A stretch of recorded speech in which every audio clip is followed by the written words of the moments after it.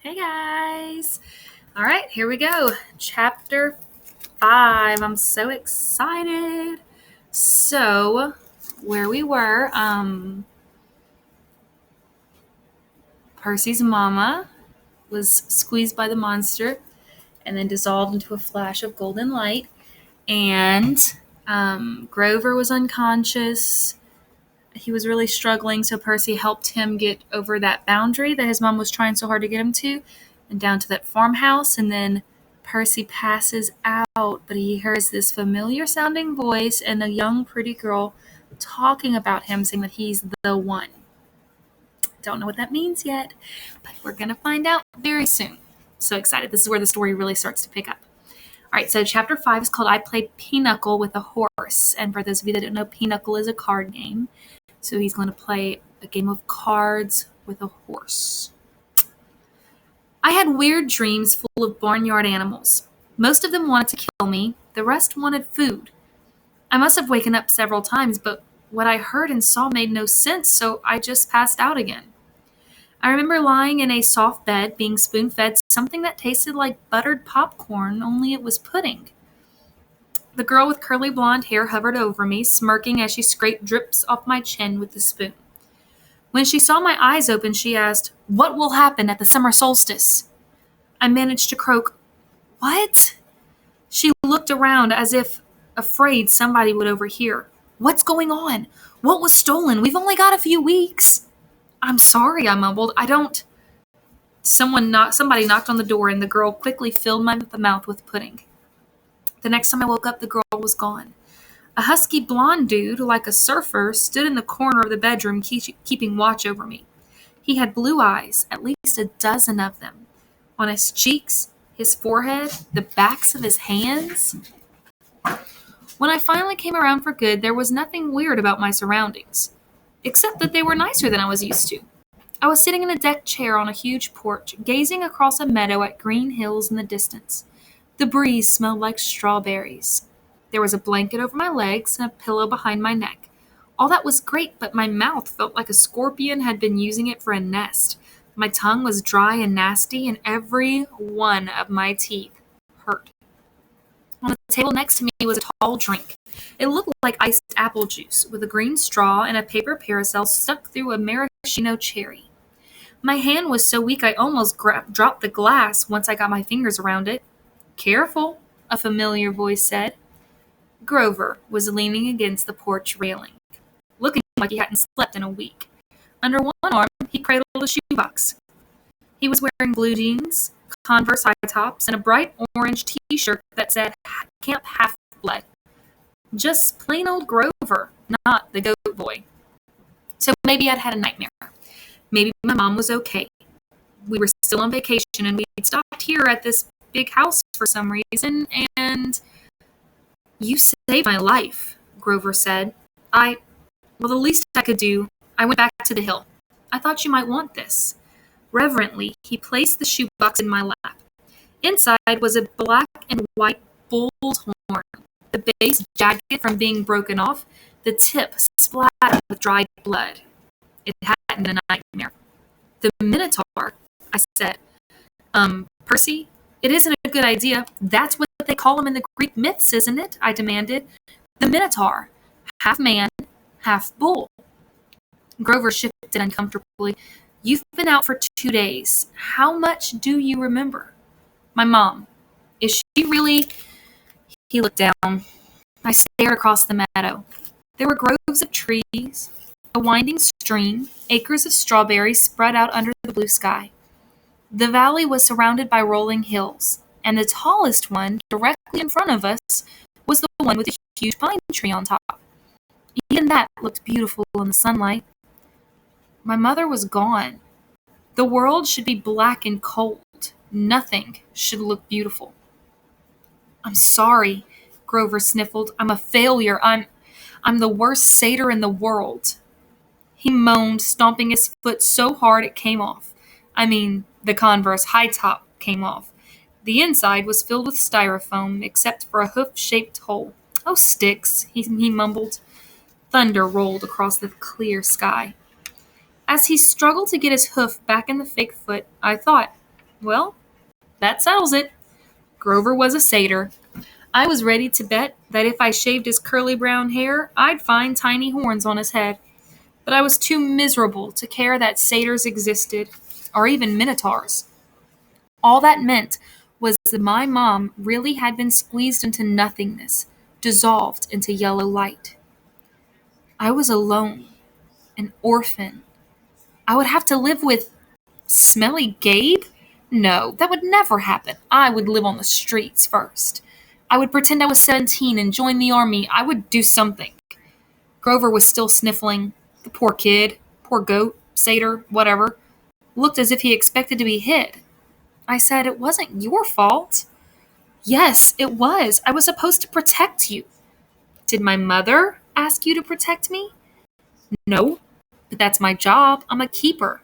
At least I was." "But why?" I suddenly felt dizzy, my vision swimming. "Don't strain yourself," Grover said. "Here." He helped me hold my glass and put the straw to my lips. I recoiled at the taste because I was expecting apple juice. It wasn't that at all. It was chocolate chip cookies. Liquid cookies. And not just any cookies. My mom's homemade blue chocolate chip cookies, buttery and hot with the chips still melting. Drinking it, my whole body felt warm and good, full of energy. My grief didn't go away, but I felt as if my mom had just brushed her hand against my cheek, given me a cookie the way she used to when I was small, and told me everything was going to be okay. Before I knew it, I drained the glass. I stared into it, sure I'd just had a warm drink, but the ice cubes hadn't even melted. "Was it good?" Grover asked. I nodded. "What did it taste like?" He sounded so wistful I felt guilty. "Sorry," I said. "I should have let you taste."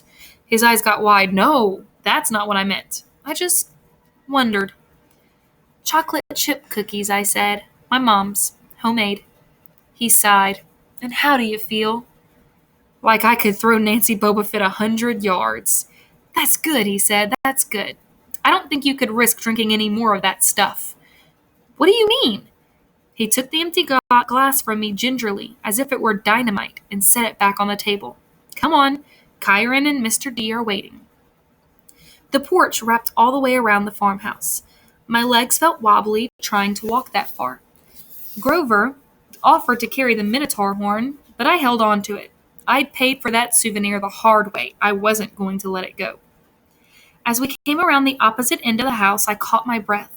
We must have been on the north shore of Long Island because on this side of the house, the valley marched all the way up to the water, which glittered about a mile in the distance.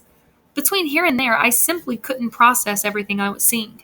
The landscape was dotted with buildings that looked like ancient Greek architecture: an open-air pavilion, an amphitheater, a circular arena, except that they all looked brand new, their white marble columns sparkling in the sun. In a nearby sand pit, a dozen high school-age kids and satyrs played volleyball. Canoes glided across a small lake. Kids in bright orange t-shirts like Grover's were chasing each other around a cluster of cabins nestled in the woods. Some shot targets at an archery range. Others rode horses down a wooded trail, and unless I was hallucinating, some of their horses had wings. Down at the end of the porch, two men sat across from each other at a card table. The blonde-haired girl who'd spoon-fed me popcorn-flavored pudding was leaning on the porch rail next to them. The man facing me was small but porky. He had a red nose, big watery eyes, and curly hair so black it was almost purple. He looked like those paintings of baby angels. What do you call them? Hubbubs? No, cherubs. That's it. He looked like a cherub who turned middle-age in a trailer park. He wore a tiger pattern Hawaiian shirt, and he would have fit right in at one of Gabe's poker parties, except I got the feeling this guy could have outgambled even my stepfather. "That's Mr. D," Grover murmured to me. "He's the camp director. Be polite. The girl, that's Annabeth Chase. She's just a camper, but she's been here longer than just about anybody. And you already know Kyron." He pointed at the guy whose back was to me. First, I realized he was sitting in the wheelchair. Then, I recognized the tweed jacket, the thinning brown hair, the scraggly beard. Mr. Bruner! I cried. The Latin teacher turned and smiled at me. His eyes had that mischievous glint they sometimes got in class when he pulled a pop quiz and made all the multiple choice answers B. Ah, good, Percy, he said. Now we have 4 for Pinochle. He offered me a chair to the right of Mr. D, who looked at me with bloodshot eyes and heaved a great sigh. Oh, I suppose I must say it. Welcome to Camp Half-Blood. There, now don't expect me to be glad to see you. Thanks? I scooted a little further away from him. Because if there was one thing that I had learned from living with Gabe, it was how to tell when an adult had been hitting the happy juice. If Mr. D was a stranger to alcohol, I was a satyr. Annabeth, Mr. Bruner called to the blonde girl. She came forward and Mr. Bruner introduced us. This young girl nursed back to health, Percy. Annabeth, my dear, why don't you go check on Percy's bunk? We'll be putting him in cabin 11 for now. Annabeth said, Sure, Chiron. She was probably my age, maybe a couple of inches taller, and a whole lot more athletic looking. With her deep tan and her curly blonde hair, she was almost exactly what I thought a stereotypical California girl would look like, except her eyes ruined the image. They were startling gray, like storm clouds, pretty but intimidating, as if she were analyzing the best way to take me down in a fight. She glanced at the minotaur horn in my hands, then back at me. I imagined she was going to say, You killed a minotaur? Or, Wow, you're so awesome, or something like that. Instead, she said, You drool when you sleep. Then she sprinted off down the lawn, her blonde hair flying behind her. So, I said, anxious to change the subject, you, work here, Mr. Bruner? Not Mr. Bruner, the ex-Mr. Bruner said. I'm afraid that was a pseudonym. You may call me Chiron. Okay. Totally confused, I look at the director. And Mr. D? Does that stand for something? Mr. D stopped shuffling the cards. He looked at me like I'd just belched loudly. Young man, names are powerful things. You don't just go around using them for no reason. Oh, right. Sorry. I must say, Percy, Chiron Bruner broke in, I'm glad to see you alive. It's been a long time since I've made a house call to a potential camper. I'd hate to think I've wasted my time. House call? My year at Yancey Academy to instruct you. We have satyrs at most schools, of course, keeping a lookout. But Grover alerted me as soon as he met you. He sensed you were something special, so I decided to come upstate. I convinced the other Latin teacher to, take a leave of absence. I tried to remember the beginning of the school year. It seemed like so long ago. But I did have a fuzzy memory of there being another Latin teacher my first week at Yancey. Then, without explanation, he had disappeared and Mr. Bruner had taken the class. You came to Yancey just to teach me? I asked. Chiron nodded. Honestly, I wasn't sure about you at first. We contacted your mother, let her know we were keeping an eye on you in case you were ready for Camp Half-Blood, but you still had so much to learn. Nevertheless, you made it here alive, and that's always the first test. Grover, Mr. D said impatiently, are you playing or not? Yes, sir, Grover trembled as he took the 4th chair, though I didn't know why he should be so afraid of a pudgy little man in a tiger print Hawaiian shirt. You do know how to play pinochle? Mr. D eyed me suspiciously. I'm afraid not, I said. I'm afraid not, sir, he said. Sir, I repeated. I was liking the camp director less and less. Well, he told me, it is, along with gladiator fighting and Pac-Man, one of the greatest games ever invented by humans. I would expect all civilized young men to know the rules. I'm sure the boy can learn, Chiron said. Please, I said, what is this place? What am I doing here? Mr. Chiron, why would you go to Yancey Academy just to teach me? Mr. D snorted. I asked the same question. The camp director dealt the cards. Grover flinched every time one landed in his pile. Chiron smiled at me sympathetically, the way he used to in Latin class, as if to let me know that no matter what my average was, I was his star student. He expected me to have the right answer. Percy, he said, did your mother tell you nothing? She said, I remembered her sad eyes looking out over the sea. She told me she was afraid to send me here, even though my father wanted her to. She said that once I was here, I probably couldn't leave. She wanted to keep me close to her. Typical, Mr. D said. That's how they usually get killed. Young man, are you bidding or not? What? I asked. He explained impatiently how you bid in Pinochle, and so I did. I'm afraid there's too much to tell, Chiron said. I'm afraid our usual orientation film won't be sufficient. Orientation film? I asked. No, Chiron decided. Well, Percy, you know your friend Grover is a satyr. You know, he pointed to the horn in the shoebox, that you have killed the Minotaur. No small feat either, lad. What you may not know is that great powers are at work in your life. Gods, the forces you call the Greek gods, are very much alive. I stared at the others around the table. I waited for somebody to yell, not, but all I got was Mr. D yelling, oh, a royal marriage, trick, trick, he cackled as he tallied up his points. Mr. D, Grover asked timidly, if you're not going to eat it, could I have your Diet Coke can? Oh, all right. Grover bit a huge shard out of the empty aluminum can and chewed it mournfully. Wait, I told Chiron, you're telling me there's such a thing as God. Well now, Chiron said, God, capital G, God, that's a different matter altogether. We shan't deal with the metaphysical. Metaphysical, but we were just talking about, gods, plural, as in great beings that control the forces of nature and human endeavors. The immortal gods of Olympus. That's a smaller matter. Smaller? Yes, quite. The gods we discussed in Latin class. Zeus, I said. Hera, Apollo, you mean them. And there it was again. Distant thunder on a cloudless day. Young man, said Mr. D, I would really be less casual about throwing those names around if I were you. But they're stories, I said. They're myths to explain lightning and the seasons and stuff. They're what people believed before there was science. Science? Mr. D scoffed. And tell me, Perseus Jackson. I flinched when he said my real name, which I never told anybody. What will people think of your science 2,000 years from now? Mr. D continued. They will call it primitive mumbo-jumbo, that's what. Oh, I love mortals.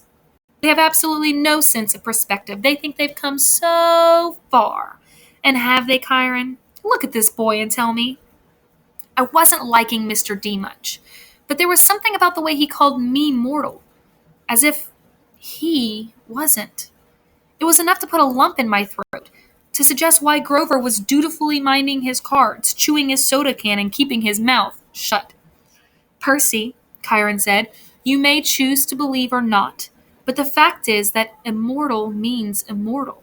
Can you imagine that for a moment? Never dying, never fading, existing just as you are for all time? I was about to answer off the top of my head that it sounded like a pretty good deal, but the tone of Chiron's voice made me hesitate. You mean whether people believed in you or not, I said.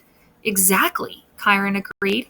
If you were a god, how would you like being called a myth, an old story to explain lightning? What if I told you, Perseus Jackson, that someday people would call you a myth, just to explain how little boys can get over losing their mothers? My heart pounded.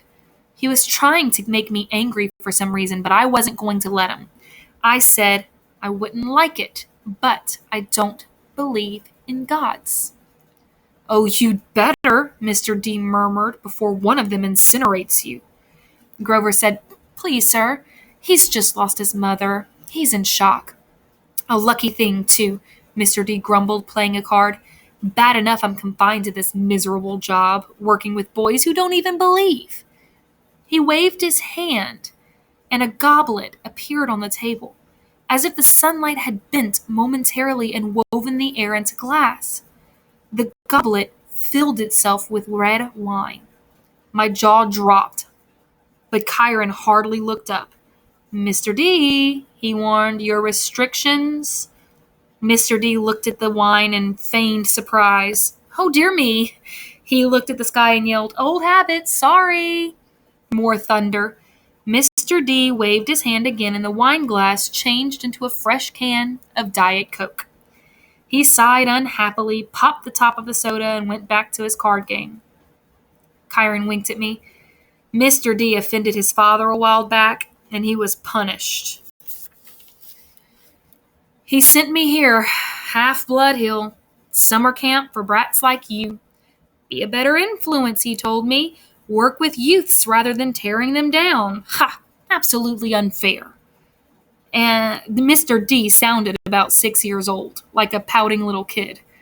And I stammered, Your father is... Dia Mortalis, Chiron, Mr. D said. I thought you taught this boy the basics. My father is Zeus, of course. I ran through D names from Greek mythology. Wine, the skin of a tiger. The satyrs all seemed to work here. The way Grover cringed as if Mr. D were his master. You're Dionysus, I said, the god of wine. Mr. D rolled his eyes. What do they say these days, Grover? Do the children say, well, duh? Yes, Mr. D. Well, duh, Percy Jackson. Did you think I was Aphrodite, perhaps? You're a god. Yes, child. A god. You. He turned to look at me straight on, and I saw a kind of purplish fire in his eyes. A hint that this whiny, plump little man was only showing me the tiniest bit of his true nature. I saw visions of grapevines choking those who didn't believe, sailors screaming as their hands turned to flippers, their faces elongating into dolphin snouts. I knew that if I pushed him, Mr. D would show me worse things. He would plant a disease in my brain that would leave me wearing a straitjacket in a rubber room for the rest of my life. Would you like to test me, child? He said quietly. No. No, sir. The fire died a little. He turned back to his card game. I believe I win. Not quite, Mr. D, Chiron said. He set down a straight, tallied the points, and said, The game goes to me. I thought Mr. D was going to vaporize Chiron right out of his wheelchair, but he just sighed through his nose as if he were used to getting beat by the Latin teacher. He got up and Grover rose too. I'm tired, Mr. D said. I believe I'll take a nap before the sing-along tonight. But first, Grover, we need to talk again about your less than perfect performance on this assignment. Grover's face beaded with sweat. Yes, sir. Mr. D turned to me. Cabin 11, Percy Jackson, and mind your manners. He swept into the farmhouse, Grover following miserably. Will Grover be okay? I asked Chiron. Chiron nodded, though he looked a little bit troubled. Old Dionysus isn't really mad. He just hates his job. He's been, grounded, I guess you would say. And he can't stand waiting another century before he's allowed to go back to Olympus. Mount Olympus? I said. You're telling me there really is a palace there? Well, now, there's Mount Olympus in Greece, and then there's the home of the gods, the convergence point of their powers, which it did indeed used to be on Mount Olympus. It's still called Mount Olympus out of respect to the old ways, but the palace moves, Percy, just as the gods do. You mean the Greek gods are here, like in America? Well, certainly. The gods move with the heart of the West. The what? Come now, Percy. What you call Western civilization. Do you think it's just an abstract concept? No, it's a living force. A collective consciousness that has burned bright for thousands of years. The gods are part of it. You might even say they're the source of it. Or at least they are tied so tightly to it that they couldn't possibly fade. Not unless all of Western civilization were obliterated. The fire started in Greece. Then, as you well know, or as I hope you know since you passed my course, the heart of the fire moved to Rome, and so did the gods. Oh, different names perhaps. Jupiter for Zeus, Venus for Aphrodite, and so on. But the same forces, the same gods. And then they died. Died? No. Did the West die? The gods simply moved to Germany, to France, to Spain for a while.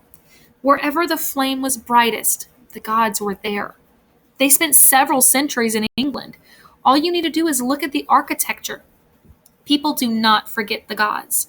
every place they've ruled for the last 3,000 years. You can see them in paintings, in statues, on the most important buildings. And yes, Percy, of course, they are now in your United States.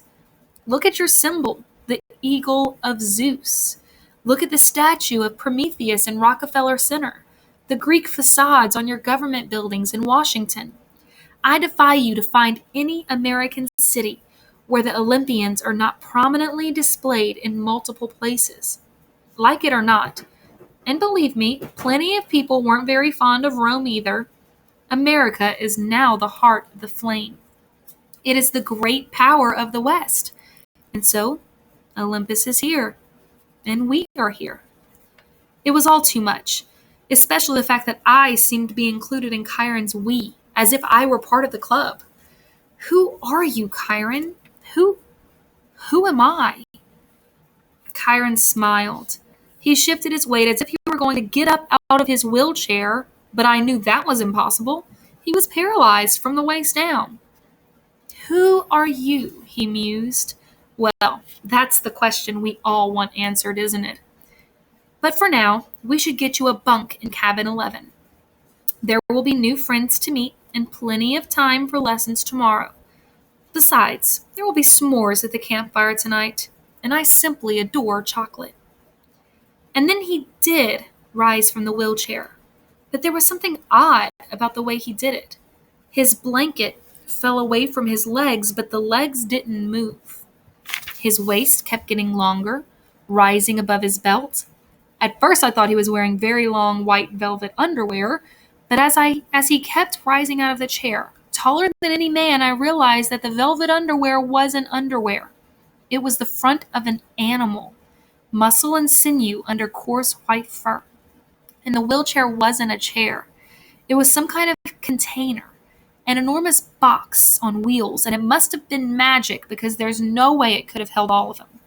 A leg came out, long and knobby-kneed, with a huge polished hoof, then another front leg, then hindquarters, and then the box was empty.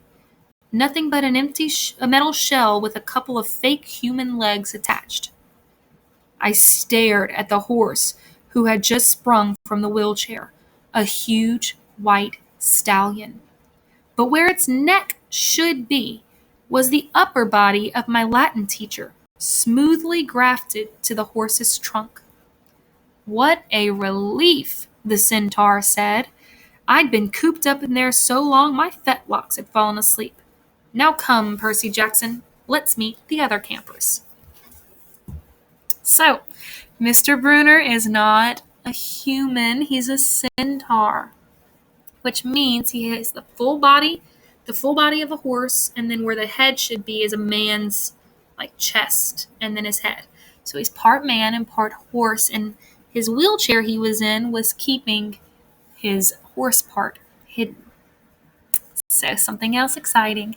And we've learned that Percy's definitely part of the Greek gods and goddesses somehow, but we don't know who he's related to. We don't know why he's there. Obviously, there's something going on. Otherwise, he wouldn't be at this special camp. But even Mr. Bruner doesn't know who he is yet. So it's going to be very soon in the next couple of chapters that we're going to get some more insight into Percy. But I will tell you, in tomorrow's chapter, there's going to be some pretty big hints that come up. So if you know anything about Greek mythology, be paying attention tomorrow. All right, guys, I will see y'all later. I hope you enjoyed this chapter.